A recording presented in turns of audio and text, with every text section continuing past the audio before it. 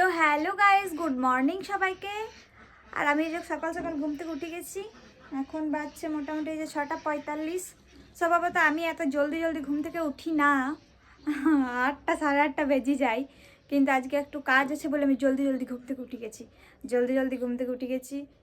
তাও কাজগুলা তাড়াতাড়ি করিলি, আগে ব্রাশ করি গা, ঠিক আছে? ব্রাশ করি নি, ব্রাশ করে আসি, তারপর ঘর ঝাড় দেবো, মুছবো।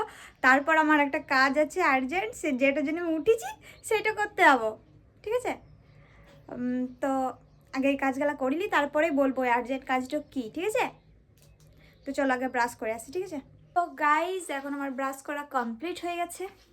এবার বিছানাটা ঝরঝর ঝেড়িলি, এই ঝাঁটা দিয়ে বিছানাটা করে ঝেড়ে তারপর ঘর ঝাড় দেবো, তারপর মুছবো, তাহলে আমার কাজ শেষ।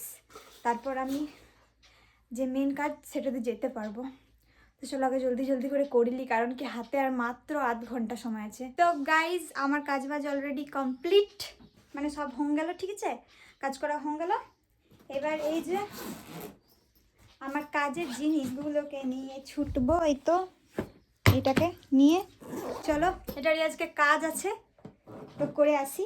মানে কাকে মেকআপ করবো সেটা তোমরা দেখতেই পাবে।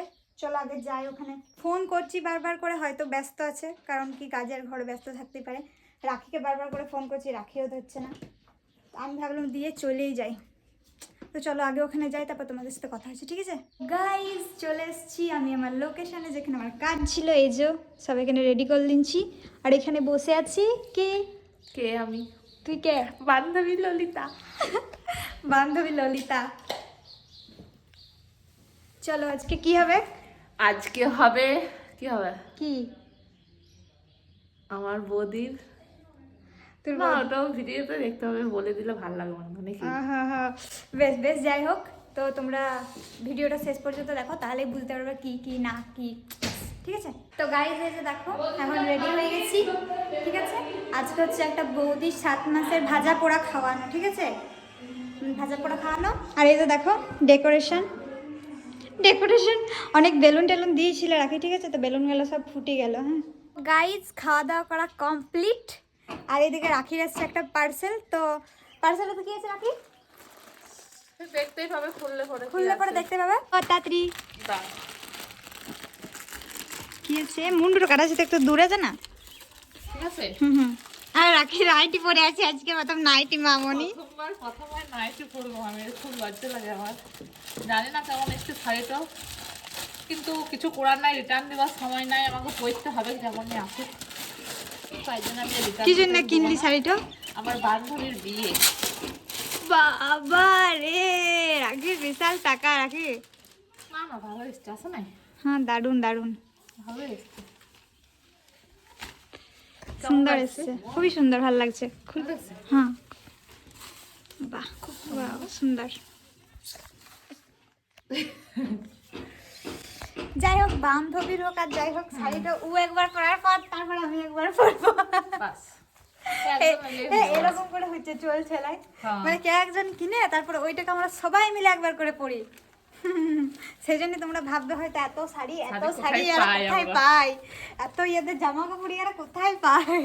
আমরা যেরকম না, জামা কাপড়ের ক্ষেত্রে এতটা হয় না, কারণ কি ওয়ার আর আমার আকাশ জমিন পার্থক্য। ও এত মোটা, আমি এত পাতলা, ও এত লম্বা, আমি এত ছোট।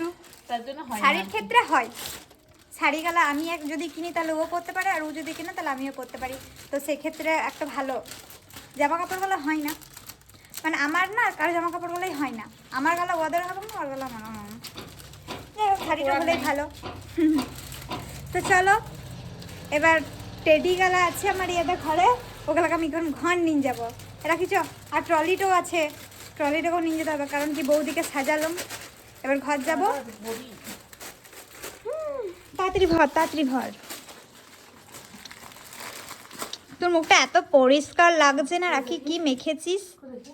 সানস্ক্রিন। ও মাই গড, সানস্ক্রিন না কিছু মাখে হেভি লাগছে কিন্তু। অ্যাকচুয়ালি ব্যাকগ্রাউন্ডের জন্য না, মানে মুখটা বেশ সুন্দর লাগছে। লিপস্টিক লাগাই আছে না, হ্যাঁ, খুব সুন্দর লাগছে, হেভি। রাখি তারপরে আমি সুন্দর, তো সুন্দর লাগে। ও হো হো হো, বাহ বাহ বাহ, দারুণ। তো যাই হোক গাইস, চলো তোমাদের সাথে এবার পরে কথা বলছি, ঠিক আছে? আগে ঘর যাই। হ্যাঁ, তো গাইস, আমি ওদের ঘর থেকে আসার পরে ড্রেস ফ্রেস চেঞ্জ করে শুয়েছিলাম, মানে শুয়ে শুয়ে ফোন দেখছিলাম, তারপরে ঘুমাই গেছি কখন বুঝতেই পারি নাই। তো যাই হোক, যখন ঘুম থেকে উঠছি তখন দেখছি যে সন্ধ্যা হয়ে গেছে। সন্ধ্যা হওয়ার পর যাই হোক মা চা করে দিল, চা পরোটা খেলাম। এবার আর ব্লগে কিছু দেখানোর মতো নাই নাই বলতে মানে এবার আমি লেপের তোলে মানে লেপের ভেতরে চলে যাবো আর কি, ওইটাই আমার কাজ। তো আর কিছু তোমাদেরকে দেখানোর মতো নাই। আজকের ব্লগটা আমি এখানেই শেষ করছি। তোমরা সবাই ভালো থেকো, সুস্থ থেকো, টাটা। দেখা হচ্ছে নতুন কোনো ব্লগের সাথে।